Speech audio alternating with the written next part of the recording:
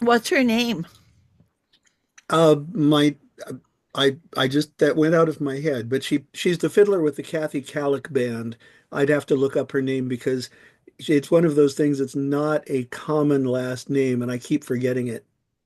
But anyway, the story that it brought to mind is a story from Hungary of the Romani people, and it was collected many years ago in a collection of Romani and traveler stories that I picked up.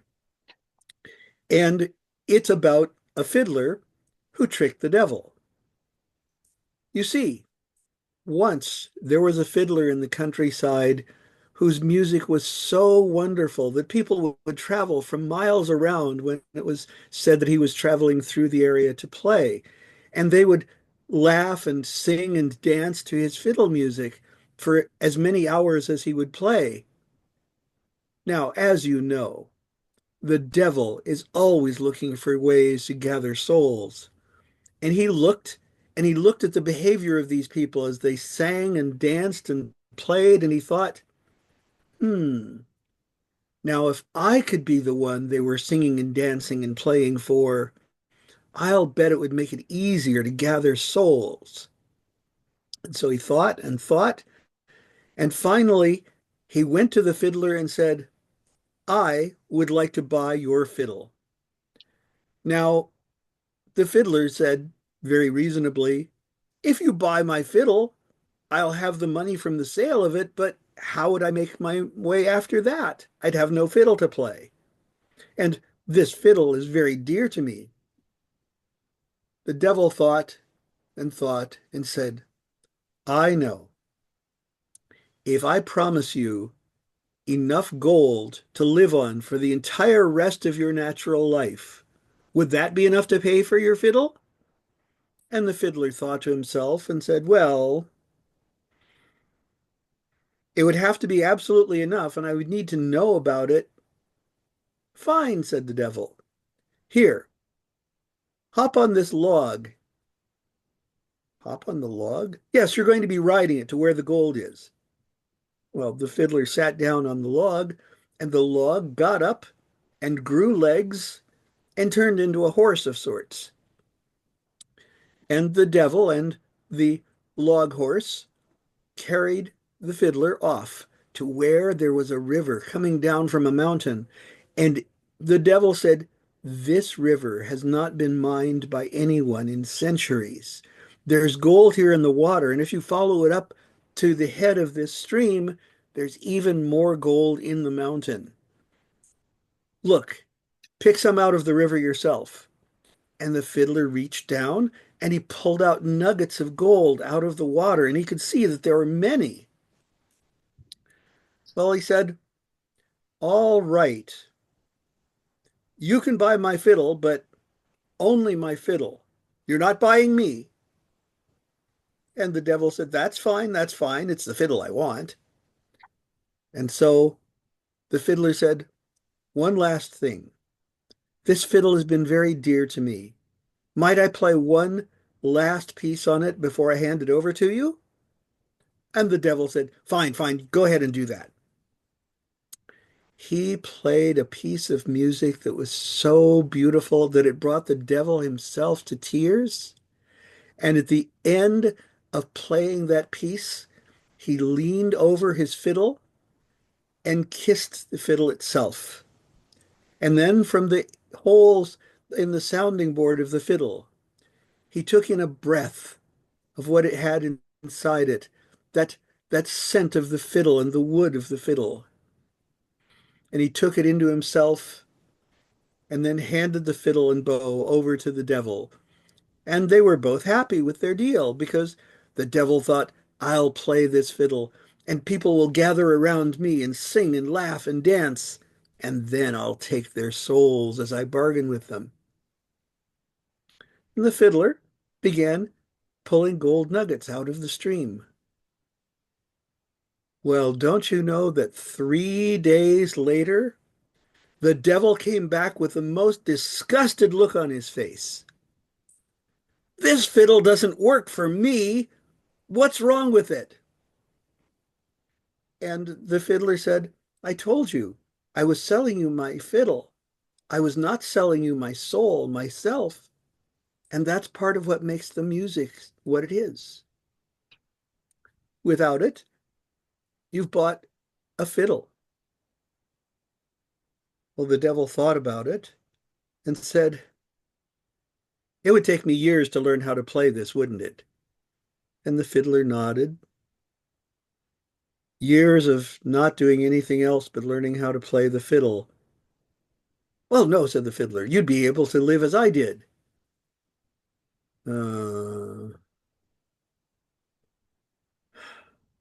Here, take the fiddle back. You can keep the stream full of gold. There are others elsewhere. You've taught me a lesson, and I've paid for it with the stream. And so it was that the devil departed. And the fiddler remained there and then picked up the fiddle and breathed slowly back into the soundboard, into the hole there, and said, now I've reunited the fiddle with my soul. And he began to play a tune so great and so beautiful that the very birds in the trees came down to listen. And the next time he played at one of the Romany camps, he sounded even better than he had before because he knew that now it was all about the music and not about finding ways to earn money, for he had as much money as he would ever need. And now he could truly devote his soul to just making people happy with the music. And he played a czardas that drew everyone to dance. And that was how the evening went. And that was how the fiddler tricked the devil.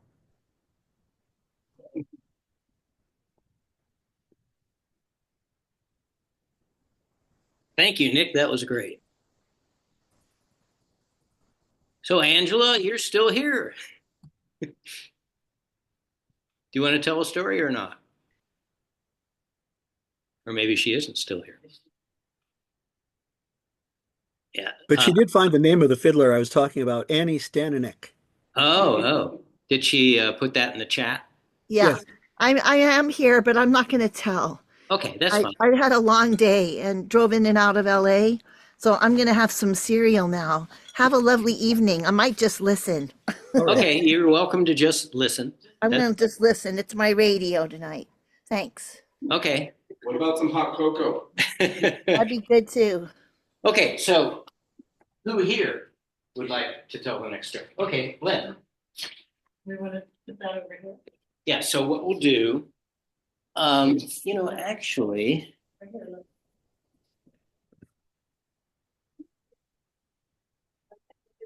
Yeah. yeah. Now, let's see, that may be too far away or, No, the farther the better, and I'll tell you why. okay, you fit in better too. No, like I'm hiding a scar, so the farther the better, Okay. for me actually. Protective. So I'm gonna deviate from what I would normally do. For a couple of our new people, I've been a member, I think, for 10 years. Yeah. And I always try to respect the group by bringing unofficial stories. Sometimes they've been folk stories. To the dismay of some people, they've probably been more existential and a little bit more real life. But tonight I'm gonna do something different, and I'm trying to kind of be incognito. I'm wearing some very ridiculous glasses. I've got a nasty black eye. The good news is nobody hit me, and I did not hit anyone else. I had some work done, and it's really bad. So I didn't plan on telling a story tonight. I just wanted to come and be supportive of our group, and I'm super thrilled to be in this building. You'll know why in a moment. But in knowing that I'm going to be telling on Saturday and needing to repair this and practice for my story that's from my new book called Golden Years, the subtitle to my book is Living Your Best Life in the Age of Isolation and Loneliness.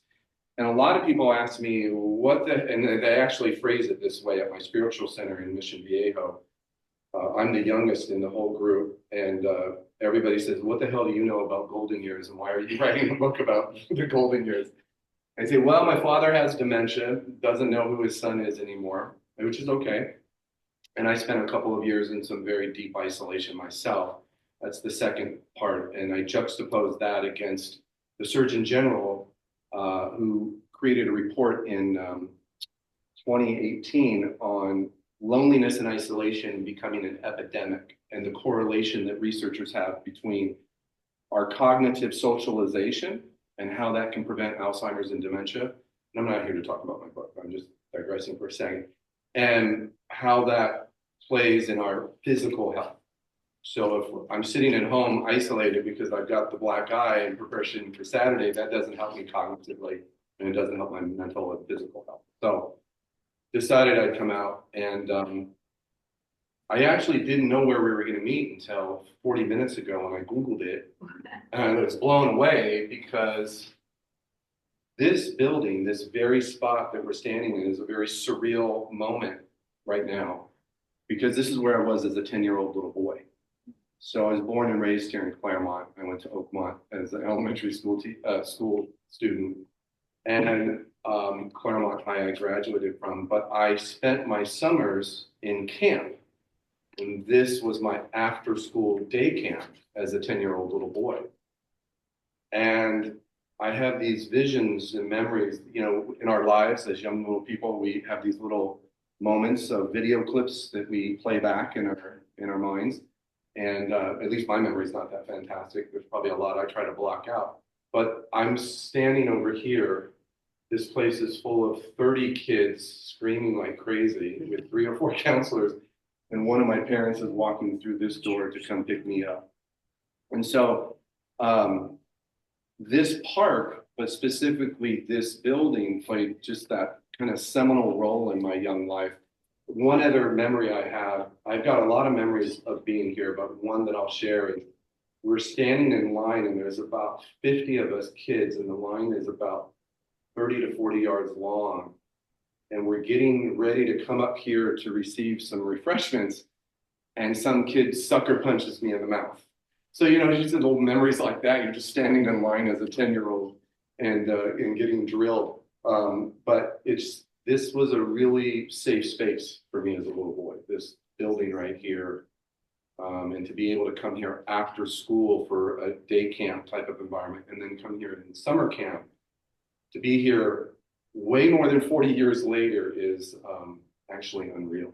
So I applaud. So I wish I had a formal story, but I'll save that for Saturday night. And that'll be hopefully a lot more evolved. I am definitely not in storytelling mode this right now. And these ridiculous glasses can attest to that fact, but I just wanted to share that I'm sitting here just remembering what it's like to be a 10-year-old little boy. It's kind of mind-boggling that I'm here all these years later, standing up in front of a group. And I haven't stood up in front of people for a little while, so I wanted to prepare for Saturday and share my experience. And I hope this becomes our permanent home, because this is a really neat space, and it has good vibes, and it's super quiet, which we always know is my issue. And I think we should get a soundtrack of the train. Right, because that also helps challenge us as storytellers. At least it does me. Listen, any noise that rattles my cages, and it doesn't take much. Ever since I turned 40, it seemed to get worse. But I love the serenity here, and I love the memories. So thank you guys for putting this together. I guess thank you as well for making that happen. So I just thought I'd share that little experience. I'm sitting in the background going, I used to be here as a 10-year-old. Yeah, all right. Now, in answer to your question about, you know, I hope this is where we end up permanently, that's a possibility. What I have done is I signed a contract that we could use this place the third Monday night of each month. And I notified the Claremont Forum that because the fourth Wednesday, which is what we negotiated with them, was not going to work in November, it's the night before Thanksgiving Day, and in this month, and in December is actually Christmas Day. So those are family time, not a good time to have a storytelling group meet. So I told them, we will not use your facility for the next 2 months. I didn't tell them we were trying out another one, because I didn't know how this was going to work out. Yeah. So we still have an open door. We still have an open door. We're going to use this month and next month, and if it seems like that's going to work, then I'll notify the forum that we'll stick here. We still have a little bit of a long range problem financially. No tell, because I'll drum up some support. Yeah, so we'll see how we do Yeah. at the Celebration. That's our big fundraiser. If we have a good crowd on Celebration, we'll probably be okay. If we don't have a good crowd at Celebration, we're going to run out of money by the end of the year, yeah, in about another year. So it just depends on how it goes. And we might need, what, 500 or 1,000? Well, so the, It's double, so 25. Ron is here. Were you on Am I here? Yes. Great. You were lost? Well, I got into the parking lot, but I had no idea where to go. 400. Yeah. Right. 400. Okay, so It's just another event. we're going to move this so you can sit there. And I think if we put it here, So what I was gonna say, if we need to do a little fundraiser event, I'll devote my marketing and grab a bunch of people and. okay, possibly. So, Nick and Angela, can you see me fine? With I just moved. Yes. Yeah, look, you look good. Okay, good. So I'm going to tell the next story, Oh, good. and it's a folk tale from Central Africa, from Congo, and it's called "The Red and Blue Coat." Long ago, there were these two friends that grew up together, and they were really, really best friends, and they sort of pledged that they would always stay in touch with each other. And it so happened that they both ended up negotiating and purchasing land side by side to farm. And there was a small strip of land between their two properties that people could walk through. And they lived very happily, and the people in the village knew that they were best friends and were happy for them. Well, in the village, there was a trickster. And this trickster wanted to see how strong their friendship really was. So what he did is that he had a coat made for him where one half was red and one half was blue. And he walked over to these farms and he walked through that narrow strip between the farms, and he made enough noise that the two farmers looked up and saw him as he walked through and passed through. And then at the end of the day, the two that finished their work and the one said to the other, "Wasn't that a beautiful red coat that man was wearing?" And the other one said, "No, it wasn't red, it was blue." No, I saw it. It was a red coat." "How can you say that? I saw it too. It was a blue coat." "But I can't believe you're saying that. It was a red coat." "I can't believe you are so dumb to say it was the wrong color. It was a blue coat. No, it was a red coat, a blue coat, red coat, blue coat, red coat." And then they started throwing punches at each other and ended up rolling around on the ground. Well, about that time, the trickster showed up wearing the coat, half red, half blue. And he walked right in front of them so they could see both sides, unlike when he walked in between them, where they only saw one side. He stood right in front of them where they could see both sides, and he started laughing at them. "You guys are so funny." Well, the two men were furious at this trickster. "You made us fight each other. We've been friends our whole lives. You started a war between us." And the trickster said, No, listen. All I did is walk through your property. I didn't make you fight each other. And really, you were both wrong and you were both right. And the mistake you made is that you refused to see the coat from the other person's point of view. That's my story.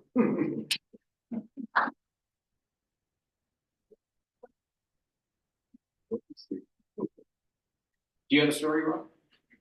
Oh, My life has been consumed with shape-shifting troll, mind you. And Yes. I told that one here twice, and certainly I got to read it.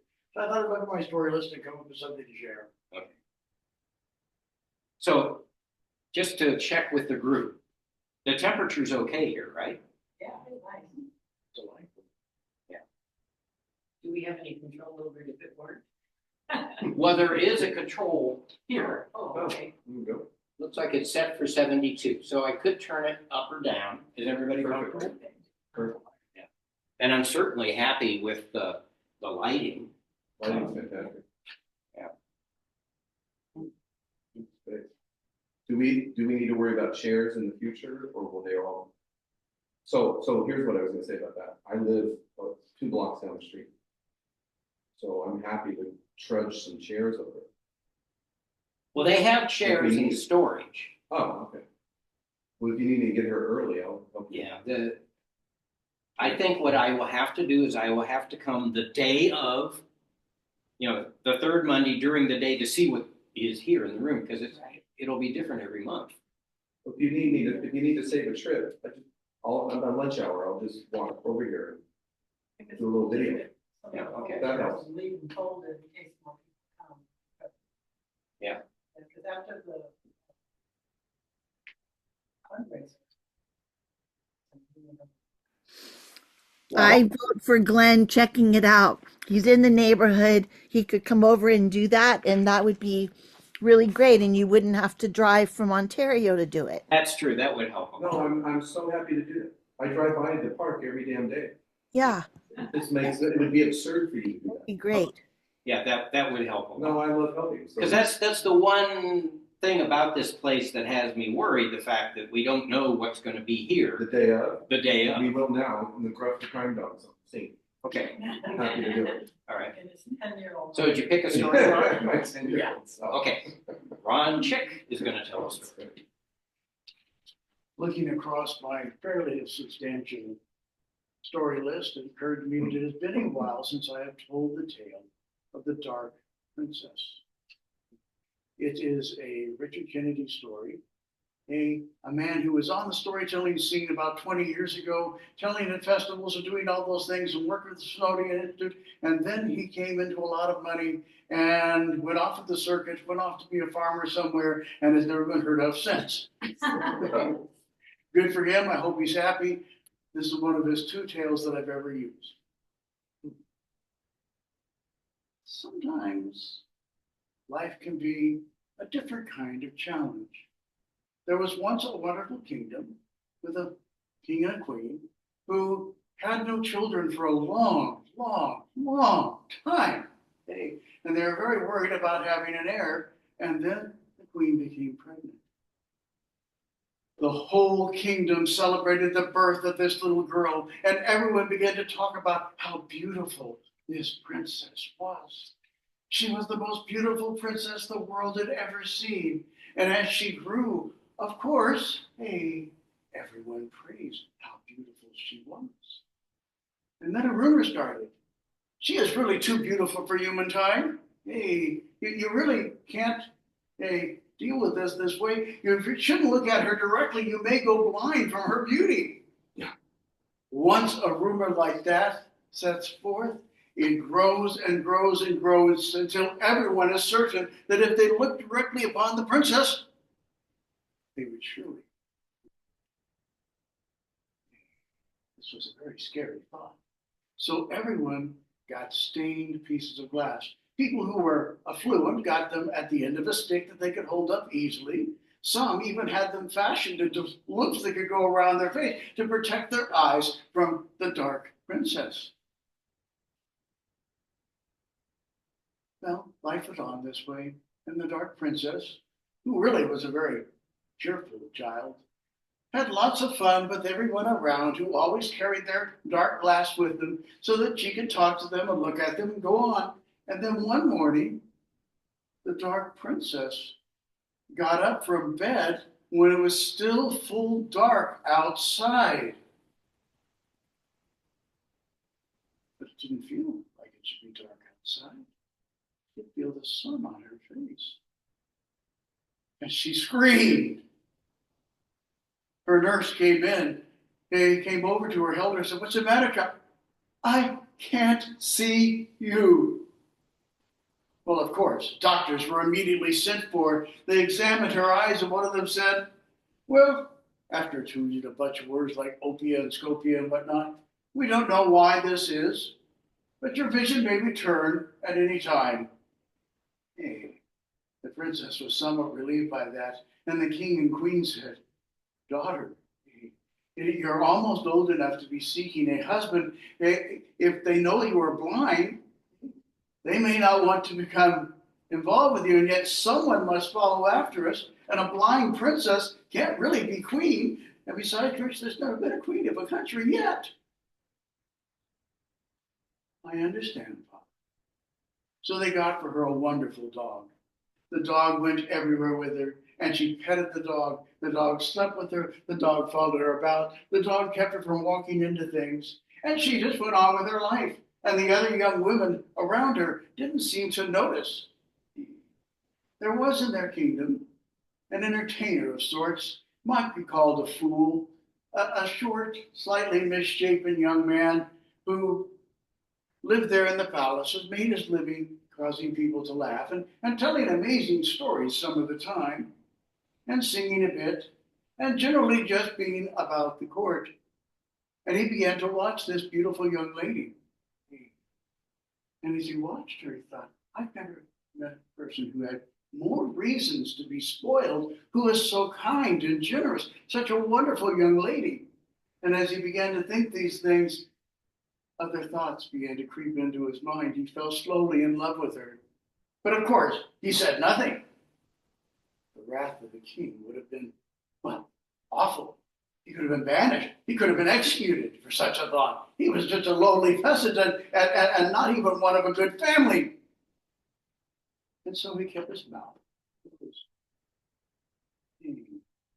The princess and the dog often took long walks through the courtyards and out into the village, and everyone called to her, and she knew all their voices, and she called back to their names. One day, she decided to have a picnic lunch out near the ocean. Their castle was on an island just a little way off the shore of the rest of the kingdom, and she went out and sat down by the cliff sides with her dog. She listened to the waves. She reached into her bag. She pulled out her lunch. And she heard something behind her. The dog didn't growl. Had it been a danger, her dog would have sprung to her protection. It just thumped its tail slightly. So she turned and said, "Hello." "Oh, excuse me, Your Majesty, I did not mean to intrude." It was the fool's voice. "So, fool, what brought you here?" I was worried about you, miss. Hey, there are people in the world who could be dangerous, and you're out here all alone without guards. I have my dog, and I have nothing to fear on this island, ever." "That may be true, Your Majesty. You know, Your Majesty, I've watched you. I've been in the background, and people don't tend to notice me, and I've seen some things that confuse me. Hey, if I tell a joke, you laugh instantly. If I launch into a story, you listen raptly. But sometimes I do funny steps or dances, and unless there's someone around, you don't react at all. That is none of your business," she said. The fool, of course, had his monocle glass up to his eye. He said, "Your Majesty, I do not know that you are as beautiful as they say, for this dark glass hides some of your beauty." And with that, he set it down. But it hit a rock and shattered. She said, "Don't look at me, don't look at me, don't look at me. You'll go blind."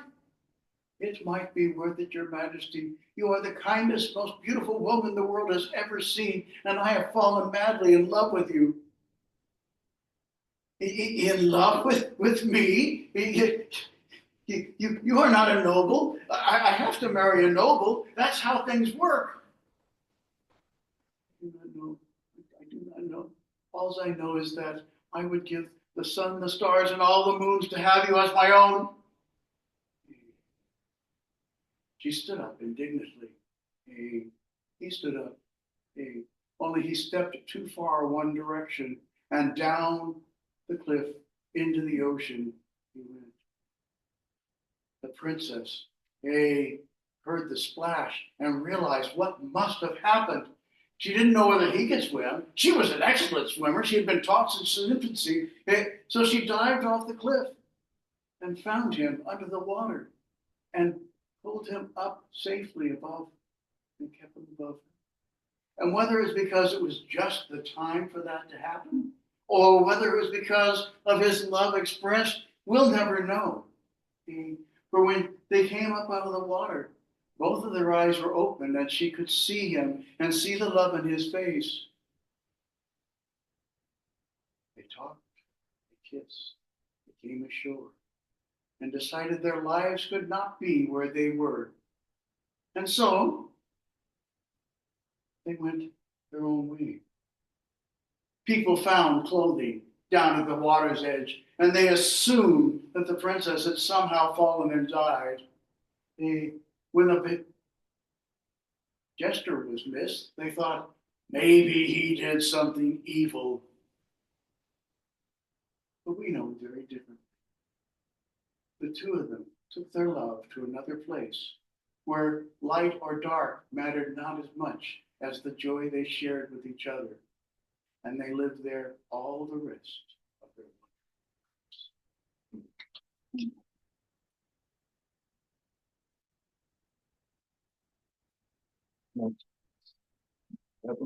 Thank you, Ron. That was wonderful. Jane, do you have a story? Or Barbara?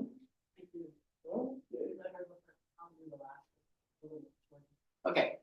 Okay, so Barbara Rugeley, be our next story.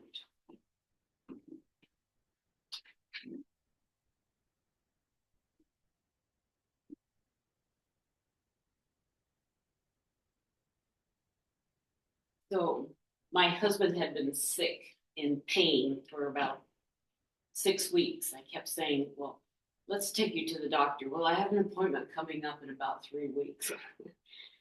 And that went on and on until finally I came home one day and he said, take me to the emergency room. So we did. We went to Kaiser, Ontario, and carefully I made sure that I didn't leave him there with anything that could be stolen. I took his wallet, took his phone, everything but his glasses. And he said, you might as well go because I'm sure they're going to put me in the hospital and probably do something to my other kidney. And so I left, but they didn't put him in the hospital. You know what it's like not to be able to buy medicines when it's right there and you don't have your card with you and you don't have your wallet with you. And what it's like to try to get hold of your wife on a number at the desk that she didn't recognize, and so she didn't answer it. Oh, yeah. And then I went to a meeting where we don't want to have phones going off, so I put it on silent.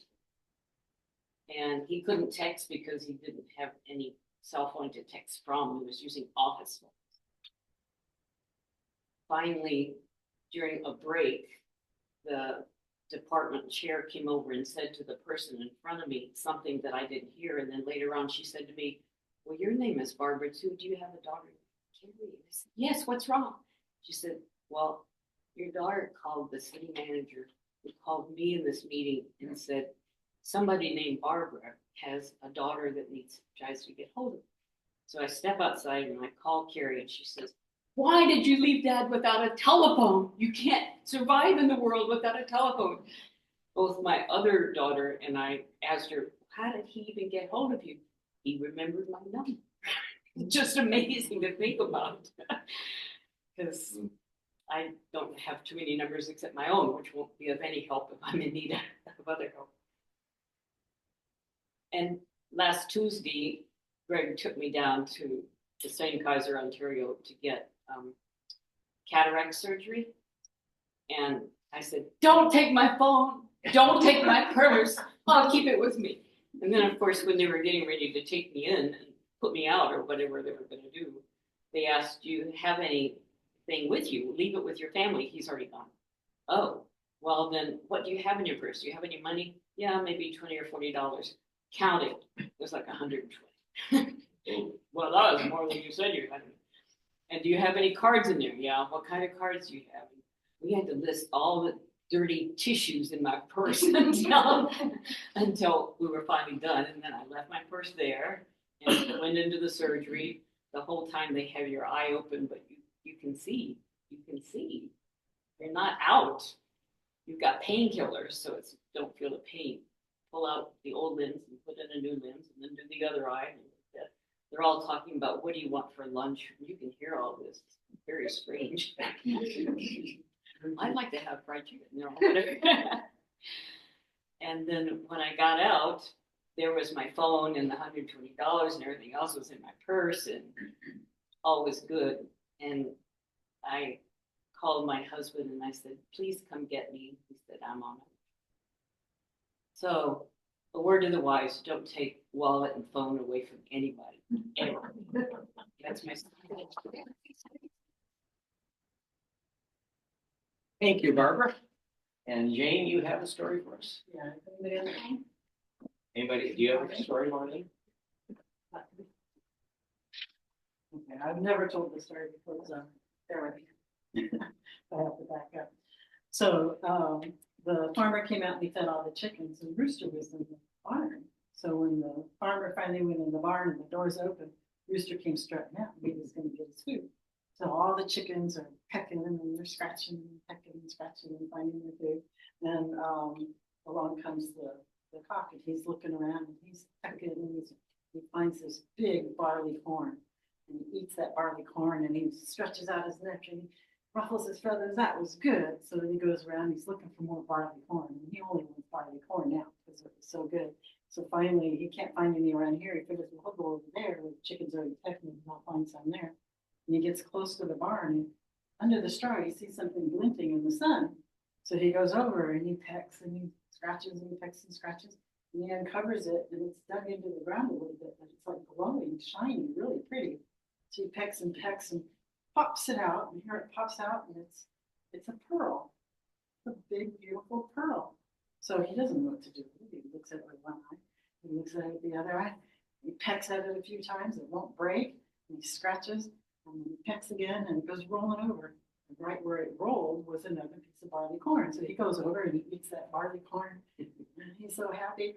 And then he pecks at it a couple more times, and he thinks, well, who wants that, right? If it doesn't even open. So he strutted off. And the moral of the story is the value of things is based on what you appreciate.